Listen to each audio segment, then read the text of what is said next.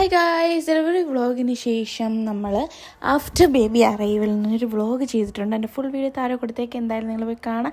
അപ്പോൾ ഏറ്റവും ഇങ്ങനെ ഓരോരുത്തർ ബേബീനെ എടുക്കുന്നതും ആ ഡിഫറൻസും കാര്യങ്ങളൊക്കെയാണ് ആ ഒരു വീഡിയോയിലുള്ളത്.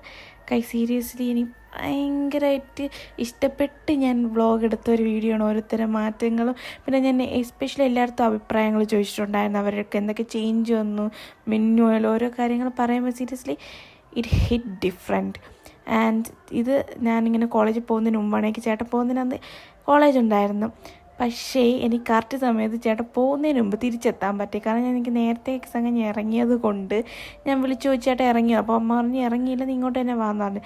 ഗൈസ്, ഇത് ചേട്ടൻ പോകുന്നതിന് മുമ്പ് ബേബീനെ എടുത്തുകൊണ്ടിരിക്കുന്നതിന് എനിക്ക് ഭയങ്കരമായിട്ട് എന്തോ സീരിയസ്ലി എന്തോ പോലെ ഭയങ്കര ഹേർട്ടായി ഗൈസ്. അങ്ങനെ ചേട്ടൻ ഇങ്ങനെ പോവുകയാണ്. I know it's would be hard and painful. പക്ഷേ ഇനി എന്താ കുറച്ച് മാസങ്ങൾക്ക് ശേഷം വീണ്ടും വരുമല്ലോ. സോ ഐ ഹോപ്പ് അപ്പോഴത്തേക്ക് അത്ര ഹാപ്പിനെസ് ആയി വരട്ടെ.